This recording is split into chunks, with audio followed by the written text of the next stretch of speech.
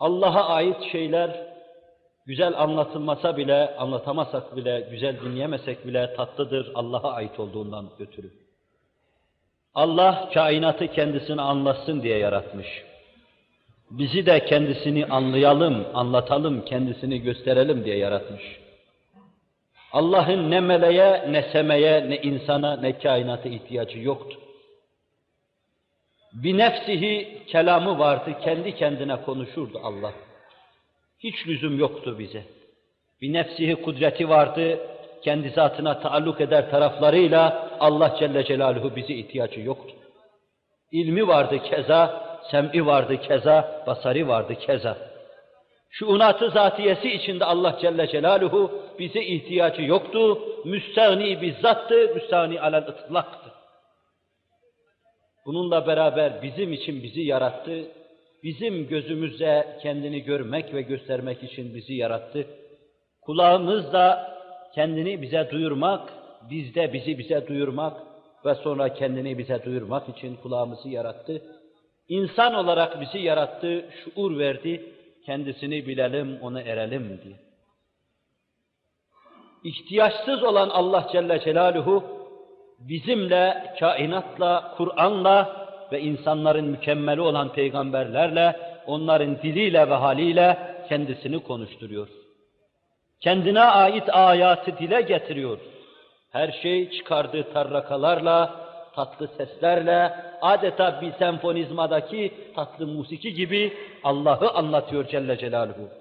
Cenab-ı Hak çeşitli dillerle kendisini bize anlatırmasına mukabil, kalbimizde mahkes halk eylesin de anlayalım. Söylenen sözler kalpte mahkes bulmazsa, akseder de taşa çarpmış gibi geriye giderse, körler sağırlar gibi yaşamış, o hal üzerine de ölmüş oluruz. Öyleyse bu vadide anlatılacak şeyler, seviyemizin bazen fevkinde, bazen dununda olabilir. Bazen efkâr-ı teşviş edici şeyler söylenmiş olabilir. Ama maksat mualla olduğundan, Allah olduğundan Celle Celaluhu, onun hatırı için kemali dikkat ve ehemmiyetle dinleme mecburiyetinde olduğumuzu bilelim. Hilkatın gayesi Allah'ı bilmektir. Bizim varoluşumuzun gayesi Allah hakkında sağlam kanaate sahip olmaktır. Marifeti ilahiyeyi netice vermeyen şeylerle uğraşmak boş, malayani ve abestir.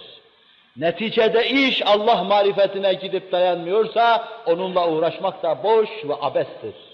Bu noktadan da çıkış yaparak şu hususu arz edeyim.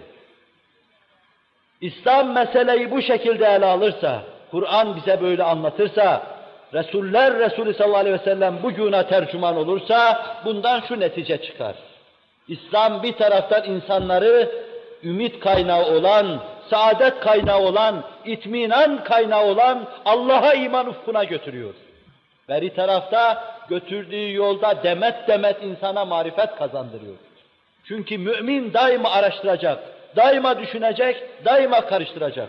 Atomlar alemine girecek, atomların o süratli hareketinde, çekirdekle elektronlar arasındaki mesafede, mesafenin ölçülü oluşunda ve bunun güneş sisteminin küçük bir minyatürü bulunmasında ibretler, hikmetler araştıracak, dalgalar içine girecek, iyonlaşmalar içine girecek, hepsinde Allah marifetine ait bir şeylerle dönecek ve dönerken de coşacak. Allah'ım sana binlerce hamdolsun, her şey sana anlatıyor diyecek. Var mı daha başka araştırayım diyecek. Teleskobu gözlerine koyacak. Allah'ın ayatını yıldızların simalarında seyretmeye çalışacak. Dev cüsseleriyle kaçan, saat ola kaçan nebulozlarda seyretmeye çalışacak. Güneş sisteminin baş döndürücü dönmesi altında seyretmeye çalışacak. Demet demet marifetlerle dönecek. Tıpkı bir arı gibi güneşin yüzüne konacak bir çiçek alacak. Ayın simasına konacak ayrı bir şey alacak. İnsanın simasına konup ayrı bir şey alacak. Tekrar yine dönecek, tekrar gidecek, tekrar gelecek. Coşkun bir heyecanla, alabildiğini aşkla ve şevkle hem ilmini artıracak hem de marifeti saniye bu çalışması medar olacak.